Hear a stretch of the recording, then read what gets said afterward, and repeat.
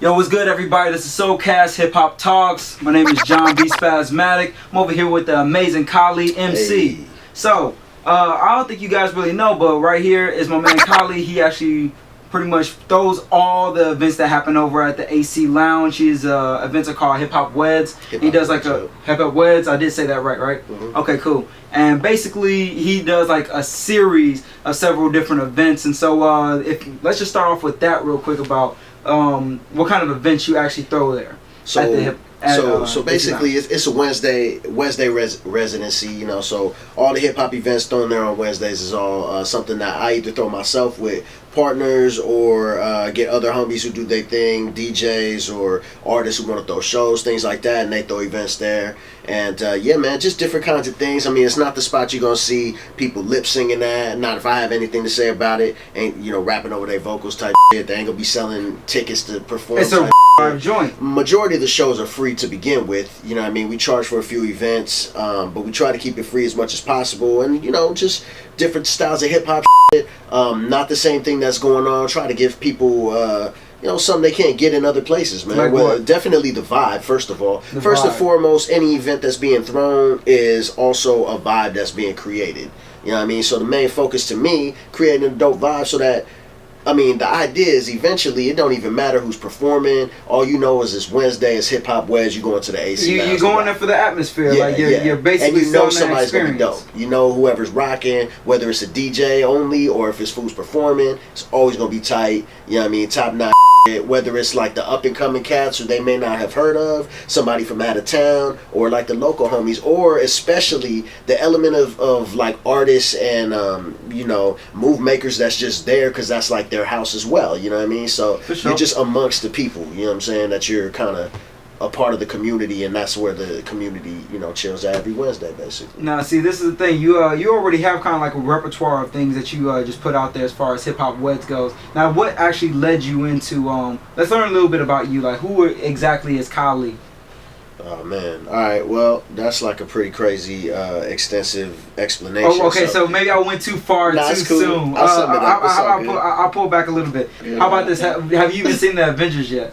Nah, man, don't even spoil no You haven't shit. seen the Avengers Ain't yet? seen Black Panther. You ain't seen Black Panther? Listen, let's go back. Kind of Let me answer. street cred right now. Street cred. Hip hop dog. I got 2 kids, my brother. Okay. So listen, let's go back to who is Kali. I'm a dad. Okay. I'm a husband. Mm-hmm. You know what I mean? Still rocking the 9-to-5 currently. Got a couple businesses. Basically stay with one foot in hip hop and my other foot stays, moving around. It's like I'm pivoting into other, things that are all one. Does that one kind way of or take you another. into a circle though? I mean, everything's a cipher, bro.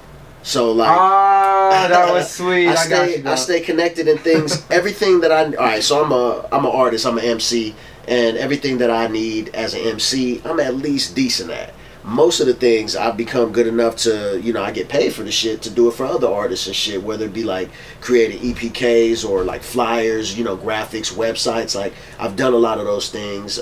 Even recently started, because I got like a radio show called Bars Weekly, so I do a mailing list as well. I've done internship for like PR people. And through that I've learned a little bit, gained contacts as well. So like I do a email blast, got some new album or something like that, I shoot it out to the Bars Weekly, so all these different things, but these are all also things that I as an artist need, just like promotion. So basically you're an entrepreneur to sum it all up. Yeah, most def.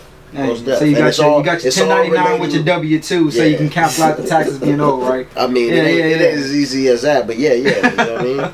It sounds a lot easier than what it actually is. Okay, cash rules though. Okay, so then let me know. It helps. It definitely helps pay off the bills. 1099, I guess, but I'm saying if you want to hit me under the table, I'm with that. I'm definitely underneath that too. So like underneath the table, nobody sees what's going on. But we're moving on. So now that we kind of gotten in, now that we've broken the ice a little bit, now what exactly is your first introduction into hip hop? Beastie Boys, Fight for Your Right. So my brother is 10 years older than me. My sister's 8 and 9 years older than me. I came like 8 years later, like, bye, surprise. Oh, we got that in common. I'm 9 years behind my brother, and my brother introduced me to hip hop. Word, yeah, so he was into like punk rock and shit, which is I guess how he got into Beastie Boys. And Fight for Your Right is my oldest memory of like any kind of hip hop related.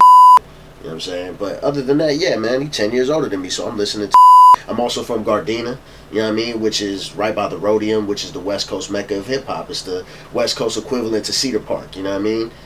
Where NWA, DJ Quick, High C, all these motherfuckers like was selling shit. That's where you got all the new hip hop shit, or just the hip hop shit. Period. It wasn't really a lot of places. You know what I mean? So that's kind of like the culture that I grew up in, listening to you know, NWA and stuff when I shouldn't have been. Super young, probably. A lot like of people shouldn't have been listening to NWA, Naughty by Nature. There's a lot of joints that we probably shouldn't have been. I'm talking. Yeah. I'm like 6, 7 years old or whatever. You know. 2 Live Crew. Yeah, 2 Live Crew with the ass on the on the record. You know, recording "Just Don't Bite It" and shit, so I could take it to school and shit, and let people hear that. Shit, you know what I mean? So all those things, and then, you know, just getting into it. All my fam was always older than me, all the people that was around me, so I was influenced by not just the hip-hop culture at an earlier age, but also like a different form of it. You know what I mean? I've always had just older people around me, rather than a lot of my friends in high school and whatnot were like the oldest in their family, and they're like my age. So even just something as far as that, I know that's not necessarily a hip-hop thing, but it kind of is, you know what I mean? Because the influences that really touch me are different from a lot of people who are like at my age group and shit I hung around with. So what do you define as hip-hop? What would you define as hip-hop? Because that's one of the biggest arguments, or one of the biggest debates, and it really shouldn't. If you're a hip-hop, you know what hip-hop is. And what would you say is hip-hop? I mean, I'm going to take it the culture route, you know what I mean? It's definitely the culture, one of the cultures I live. If you look at... I have a logo, which is kind of like how they have the sun and the moon as a logo and shit. Not a logo, but like the sun and the moon, half and half. I'm Mexican and Hawaiian, amongst other things. Hawaiian. But mainly Mexican and Hawaiian. And then, you know, the hip-hop culture. So my logo, if you look at the mask, you're going to see it. You end up on that or what? I didn't know that she was all... no, I didn't know about the Hawaiian part. Yeah, yeah. I didn't... It's a little bit new. Yeah, so you know, it's got like the 4 elements of hip hop and shit: the mic, the spray paint, spray tip, the record, and a speaker for the b-boys. And then it's got like kind of like a Hawaiian tiki mask type thing, and then like the Aztec calendar type thing. So it's all the different cultures that I kind of represent. And like I said, I'm other, you know, races as well, but those are like the cultures that I grew up in and around in the LA culture, which is a culture in its own too. But going back to kind of like to really define it, it's going to be different for everybody to an extent. I mean, you're not going to just bring in some random like this hip hop. Maybe not. But much like the things that I fuck with business wise, I still stay with one foot in that music, in the hip hop side of things, and then my other foot is moving, pivoting into other, you know, related aspects. I'm gonna say it's the same thing for the hip hop culture, where it's like me being hip hop, I'm gonna bring a piece of hip hop culture to everything I do, which automatically kind of...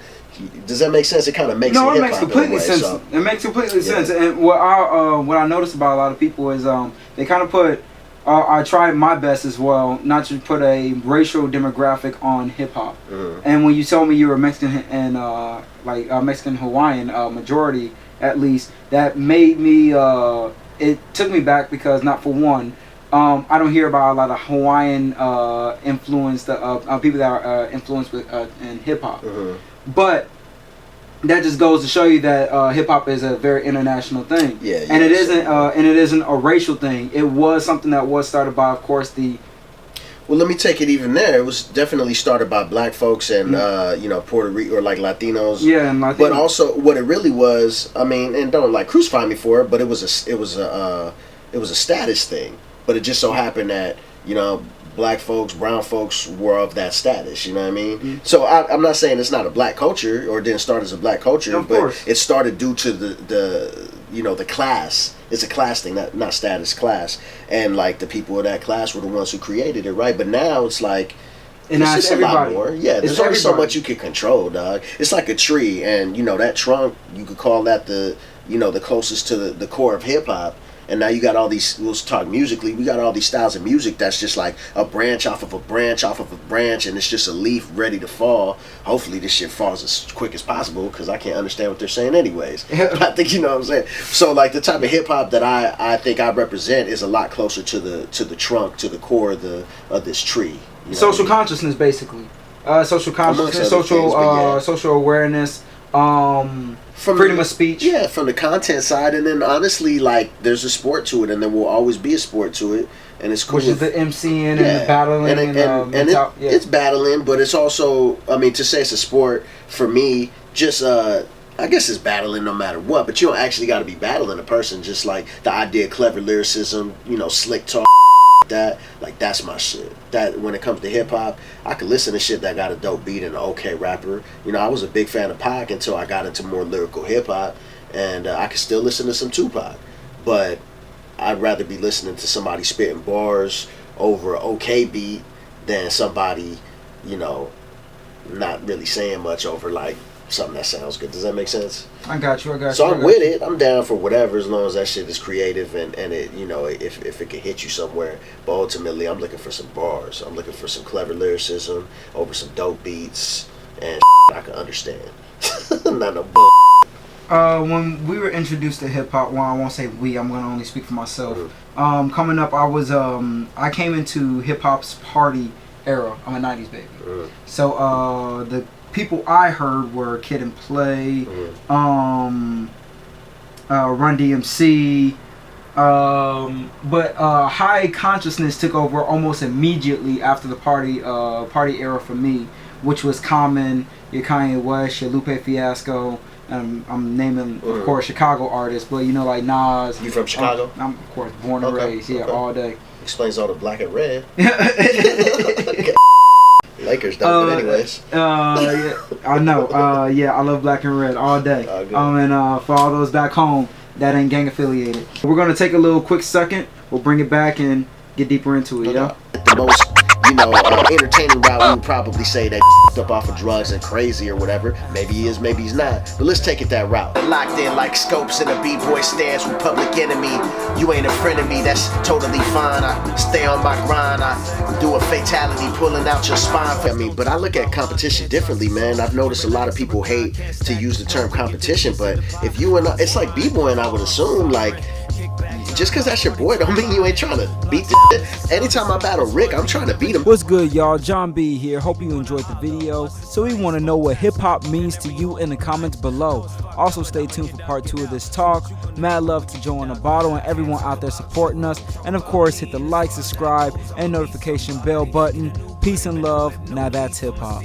The rap culture, hip-hop culture, it really breeds an environment to promote sex trafficking. I mean, like in the music, the pimps and the hoes and the money. Now that's hip-hop. Ooh, Poppy, you good.